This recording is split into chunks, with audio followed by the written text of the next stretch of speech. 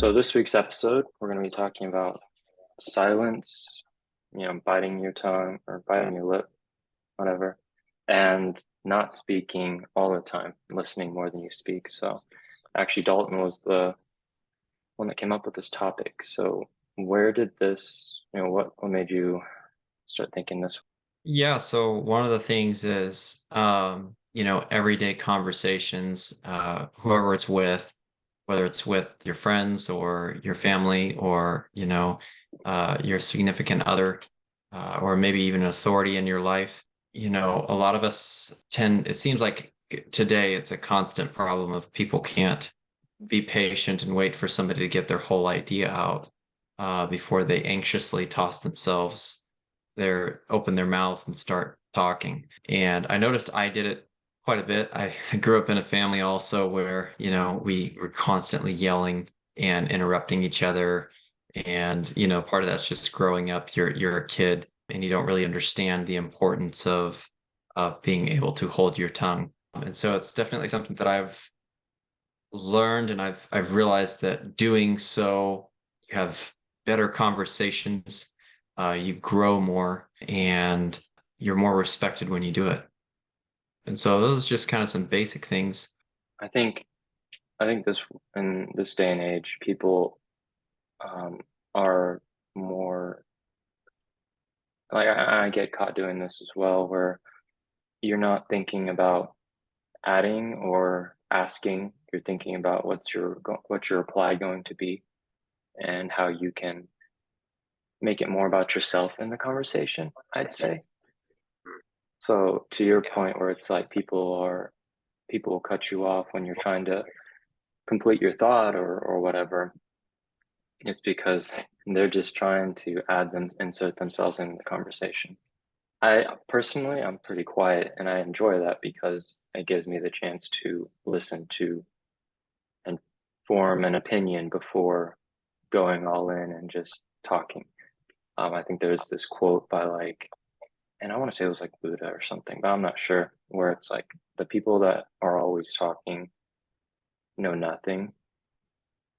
It's like super, it was just super straightforward. It's like if you're always talking, you're just telling people that you don't know much, and then you reveal everything that you know, and most of the time that's pretty shallow.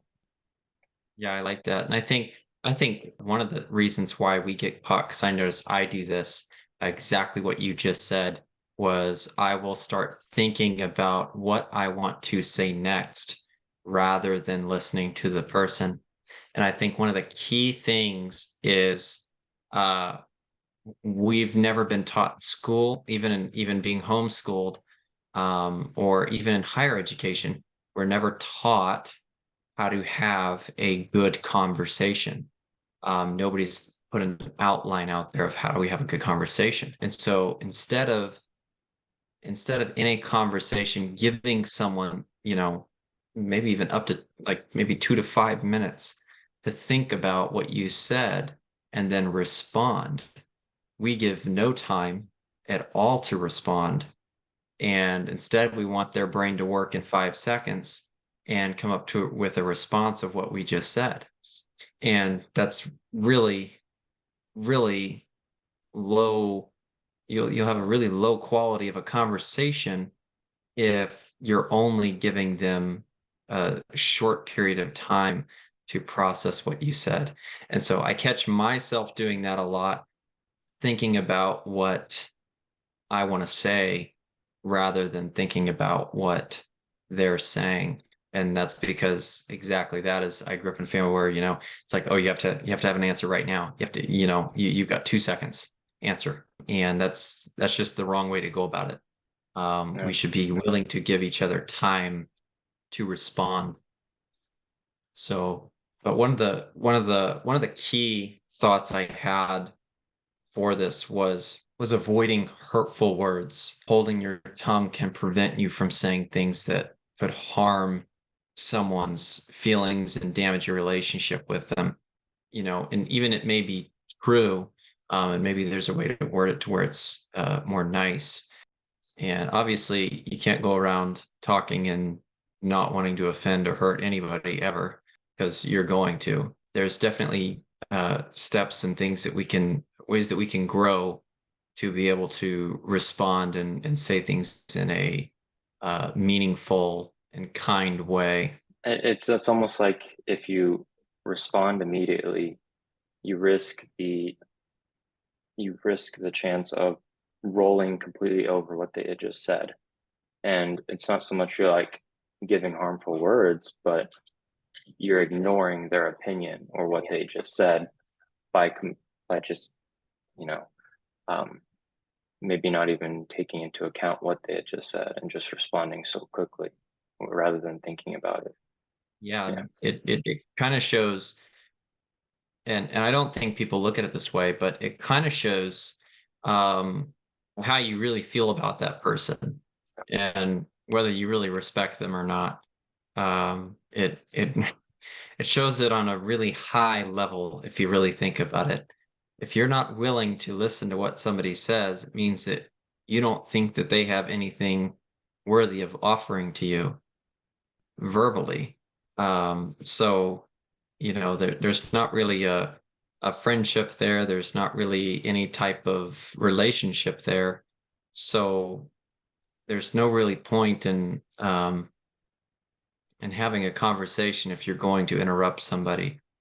So I would say to some people that maybe have a tough time um, with interrupting people, well, look at yourself for a minute and think, do I even respect this person? Should I even be talking to them? Because it seems to be in our head that when we do this, that we don't value anything that they have to say whatsoever, Right. and we're focused on ourselves. I think like just like everything in life, conversations and just everything, honestly, everything in life is like transactional, you know? So even in conversations where you give a little bit, they give a little bit, and to have a good balance, it's a good balance of, back and forth giving. Whereas if you're only ever responding and inserting yourself into it, you're devaluing what they have by putting too much um, of yourself into the conversation. And people like it when they're listened to. Like I heard this story where this guy was on a plane, and all he ever did was just ask a little bit deeper questions about um, the person he was sitting next to. And it's kind of like a conversation hack where they'll say something and you just repeat the last three words of what they just said, and sort of like a question, and it automatically makes them explain a little bit more, and they explain a little bit more, and you you repeat the same last three words, and at the end of the conversation, you never really said anything. They said everything, and they freaking love you because you listened to them, and they get the feeling that you care because you listened. It was just such an interesting story because one, people never catch on, I guess. It's like a conversation hack, but two, people think that you care a lot about them because you place a lot of value in what they're saying. So, if you want to make friends with people, listen to them. Yeah, I love that. There's a quote, I think Mr. Rogers off of the TV show. He said sometimes the best compliment you can give to someone is to be interested in what they're saying or what they're Love doing. that.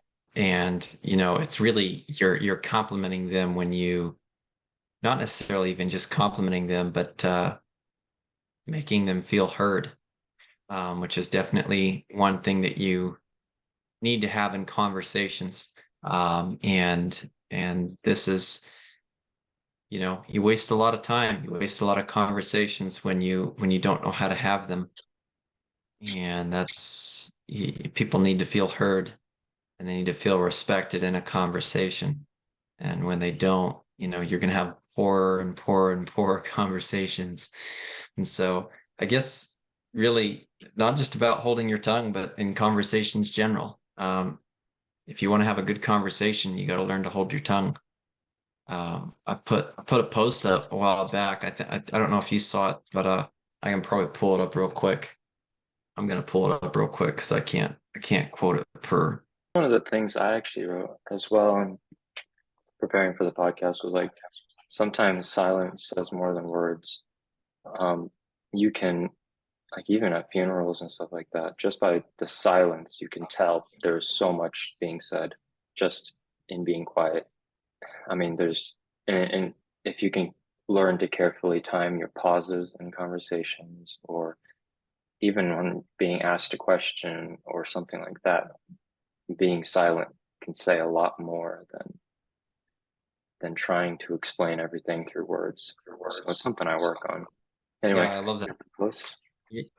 Yeah, because and you know, if you're watching this and you're like, well, I'm trying, but I keep failing and I'm making mistakes. That's okay to make mistakes. It's okay to interrupt here and there, and you know, just as long as you do it with a attitude of humbleness, you know, and maybe you're making a lot of mistakes. I don't know if you're making a lot of mistakes. Maybe the answer is to stop and just listen.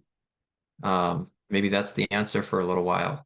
Um, it's definitely there's definitely rooms that I walk into, and I know when I walk in there, I'm the dumbest person in the room. And so when when you walk in a room and you realize that you're the dumbest person in the room, you know, shut up, let them talk, learn. Um, it's not a it's not a place unless they ask you a particular question, you know, and they interact with you, you know, just be quiet and learn. But this post was holding your tongue in a disturbing conversation is essential to having a productive conversation. And like this word disturb, I want us to give a definition to it so that we can really know what we're going to go through when we have conversations, because most of the time when we're having a lot of conversations are what's the word to use, heated, or argumentative. So disturb means to stir, to move, to discompose, to excite from a state of rest or tranquility. And when you have that in mind, you know, going into a conversation that you know that you disagree with somebody, or you know that there's going to be conflict, how important it is to realize the best way for me to have any influence or any manner of or ability to change this person's mind to what I believe is to, one, be able to hold my tongue when he says something disturbing, when he says something that causes my blood pressure to raise. It's like hold your tongue, wait and be patient, because interrupting shows that you really don't respect what the other party says. And I think that's really important when we go to having conversations. It kind of ties into we have lost opportunities because we have poor communication skills, and a lack of tact it can lead to missed opportunities. It can lead to if we're not listening and paying attention, it can lead to job offers or promotions or even important things being lost because we were interrupting or we were opening our mouth too much. And I've definitely had those moments in my life, where I didn't even realize, but I almost lost a job just because I was opening my mouth and I didn't even realize I was doing anything wrong. I was just being me. And I literally almost lost a job because I was just being me. And somebody told me, I think like a year later, they told me the story, about how I almost lost something. And I was like, wow, it's like I had no idea that that was going on. I didn't even know the man was upset with me. Um, and so, Hey, and this is the episode I do not want to interrupt. oh, this is true. Yeah, right? No, I Yeah, mean, I love that example. I mean, I don't really have anything to add to it, but yeah, let's keep rolling. Yeah, you're one of the Isaac, you're the one of the most I think I would say the least interruptive person I've ever talked to, actually. Um, I don't know anybody other than you that that is so cautious not to interrupt. I mean, even before we started, as soon as I open my mouth or we accidentally open our mouths at the same time, you're immediately go ahead, Dalton. Um, and I love that. I love that about you um, because it really shows, it's like, well, I want to hear what you have to say. Um, and almost to a fault. But that's one of the things that I very much noticed about you. When we picked back up our relationship was that's just the spirit about you is you're really interested in what other people have to say. But that being said, Well, um, I kind of want to interrupt there. go for it. The it's just something I practice. I mean, I want to learn first off, but I'll try to listen, and then if I do have something to say, first off, people pay attention more because I don't say much a lot. So my words are a bit more valuable to people because I'm just not that talkative. So I can take the room if I want to. And then whenever I do talk, the what I've been working on is actually just completing my whole thought. You know, first off, it commands a little bit more respect about you. By doing that, then and just completing your thought, then you can say more, you can think about what you're going to say, and then people tend to like you. And like you just said, you love that about me. Well, it's because I'm listening to you. I'm actually practicing what we're talking about here. Like, so, Yeah. um, yeah, I mean, I'd say to a fault sometimes, but if I have something I want to say, I'll say it. But with that being said, we can keep rolling. I love that too because you said you're listening to everybody else in the room, and it also benefits you because you get to hear everybody else's ideas before you get to respond, which is that's And then, very smart. yeah, and then you can weigh whether or not what you have to say is worth saying. If it will add to the conversation, then what you're saying is perceived as more valuable rather than trying to get your ideas and thoughts out earlier on whenever most other people probably have those ideas and thoughts. So it kind of filters through your head on what is actually worth saying. Um, so either you end up listening and providing value, or you just end up listening and learning a little bit about other people. So We'll just take it from here and go to five things that can happen if you don't hold your tongue. mm, Um, and obviously, some of them will just be, the opposites of what we said. One, it shows lack of self-control. You're going to increase conflict. You're not going to have very productive conversations.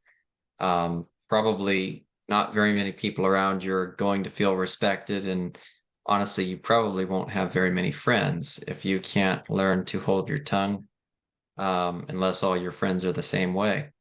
Um, and there's not very many people around you that are going to feel heard. Um, but one thing is hurtful words, definitely. Speaking without thinking can lead to hurtful comments that can negatively impact relationships and cause harm to others. Um, so speaking without thinking, and this goes right back to kind of what we just talked about before, was giving people time to think. A lot of times we feel like we have to answer so quickly that we don't take the time to really gather our thoughts and make sure that what we're saying is somehow has some foundation to it. So I would challenge you to do that if you're struggling in that manner, is to make sure that your response has a foundation. Number two, is, and this one's interesting because this one, surprisingly, I did, is damaged reputation. I know I damaged my reputation amongst someone that it was very important to have a reputation with, because I had a loose tongue, and I didn't even realize it at the moment. But sometimes just being quiet is the better thing to do. One is saying inappropriate or offensive things, um, can damage your reputation and affect how others perceive you. Um, and that was a key thing that happened in the mistake that I made. I should probably just go into the mistake I made and share it, just to give some context to this. But so I was asked by a potential employer to complete a course that I was going through. And I said, okay, I can do that for sure. And I was pushing, trying to get it done. It ended up me waking up late in the morning, which I didn't think was a big deal at the time because it wasn't necessarily that we had to be there on time, but it was to him. And I didn't realize that. And so we got there, but I had already frustrated him because we were not on there on time, even though I was pushing to do what I needed to do. Um, some of my course that I went through didn't save properly. So while I was going through it, I turned over to have a conversation with him, with this potential employer, and he saw that I wasn't paying attention now to the course. And so there was a mark number two against me. Um, and then number three was I told a bad joke. And those three strikes, those three things right there upset him to the point where he almost did not want to hire me to do the job that he was asking me to do. Um, and he didn't say anything about it. He was a very quiet person, and he only spoke when, and he was very well, I would say he's pretty well um, in control of his tongue, just doing three simple things, and me, I was just going about doing the best that I could. Um, no necessarily fault or anything of that, but um, ought to be careful of damaging your reputation, because since then, for a while, that same person looked downward upon me and did not have any respect for me, and rightfully so to a degree, as how I've offended him. But anyways, moving on. But yeah, oh, I'll go add ahead. a little bit to that. What you just said, the damaging reputation is like we all know these people that when you're talking to them or when you're in a room with them, they're always outspoken. They're always talking about themselves most of the time. And it's often really quite frustrating. And most of the time will take either interrupt a conversation, try to take it over. And I don't know. I don't know if it's probably just me. Maybe it's just me, but I definitely know I do not like those type of people that do that, and I can kick them out every single time. And I'm pretty sure other people, yeah, actually, I know other people don't like these people to a degree as well because they do that.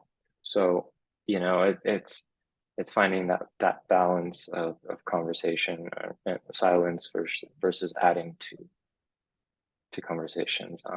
So I'll add that a little bit there. It's like I think everyone, whenever I say this, and whoever's listening, if someone came to your mind, I imagine that person that just tries to take over every conversation and everything's about them and the conversation. People just really don't like those type of people. So don't be that person. I love that. Yeah, like as soon as you said that, like three people came to my mind. Um, Exactly. immediately. Yeah, and those are all people that I don't get along with very well. Um, Hmm. Yeah, as soon as they walk in a room, they try to control the conversation. They try to be the center of attention. I don't know if it's an attention deal or if it's just I feel like I'm the smartest person or an arrogance deal.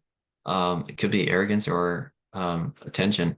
It might But come from a place of narcissism, but most of the time, those people, though, if you ignore them and keep your conversation going, usually you find out later on that they're like, why don't these people like me? And it's like, well, I figured out who you were, your conversation style. I ignored it, moving on, kept my conversation going, and then, you know, anyways, I think that's a whole video in itself.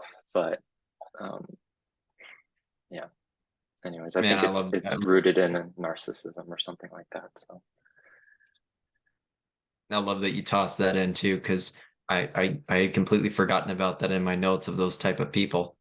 But that's great because those are the type of people to avoid for sure. Those are most of the time the people that that cause conflict too, or unnecessary conflict. And that literally goes into point four here, actually, of what you just stated.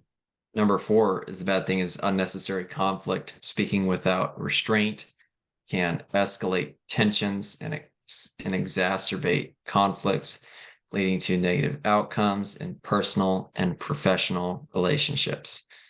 Um, if you never shut up, people aren't going to like you. It's like yeah, I don't know how else I don't know how else softer to put it. But like for real, if you never shut up, like people just aren't they're gonna get bored. yeah, they're gonna avoid you. So but number four, I feel like we hit that one pretty good. Number five, this is kind of like a more in-depth one that I don't have like a lot of information on. But and this is definitely to an extreme, but legal consequences. And in some cases, speaking without thinking or being intentionally hurtful can lead to legal problems. You've heard of like defamation or harassment lawsuits.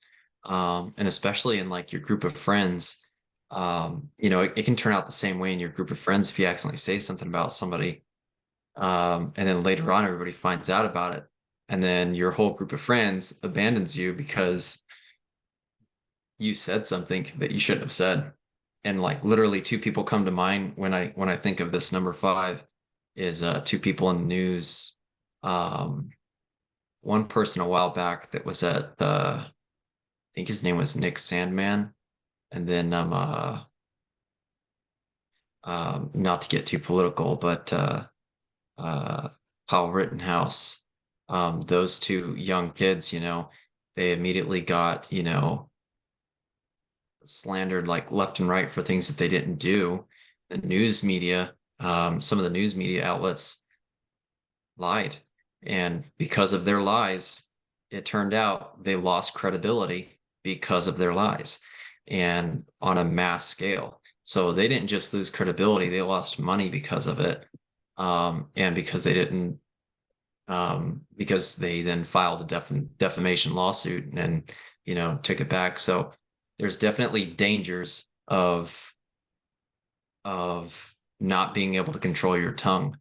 And I would say this is a perfect example of when your tongue is running constantly, you don't have time to think about what you're saying.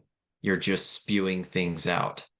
And so when you're just spewing things out, the likeliness is you're going to spew out some false things. We do it all the time and we think and we give great depth to what we're trying to say and we still make mistakes. So imagine how many mistakes you're going to make if you're constantly just spewing stuff out. yeah, It's going to be way more and you're going to cause way more problems for everyone around you. There's literally some people in my life that I have no connection with whatsoever because that's all they do is they just constantly spew. Matter of fact, there's some people I can't, I think you said this, but there's some people I can't even stand being in the same room with them if they can't like even when they walk in, because I know who they are. So it's like, yep, I'm done here. I'm gonna leave now. I can't stand this person. But yeah, so those are kind of the thoughts that I had on this. Um, you have anything to say to that?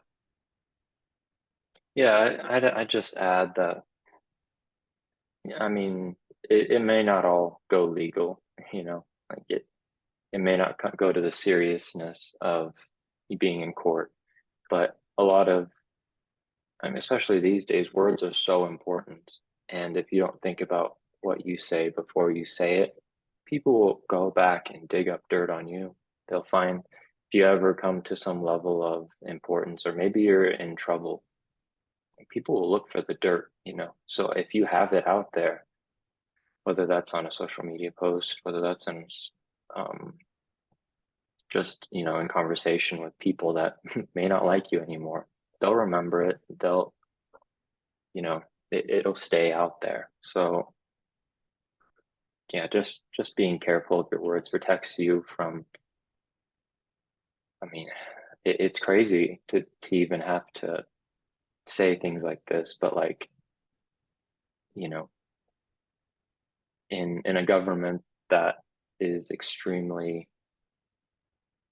cautious and like banning words, like almost, you got to be very careful on how you say things, especially because like a lot of things that maybe you'll say something and you didn't know it's offensive because it's just a couple words that you paired together that don't don't mean anything to you. Well, it could be slang or something and be actually offensive to someone else, and not because it's the new thing to be offended about.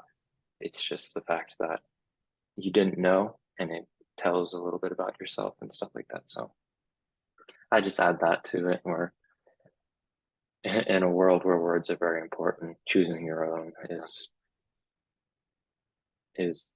of the utmost importance. No, I think maybe to wrap everything up, I I had this note that I pulled from a YouTube video I was watching, and it's been my own personal experience where most of your creative thoughts, most of the best ideas, most of your aha moments are going to come from silence.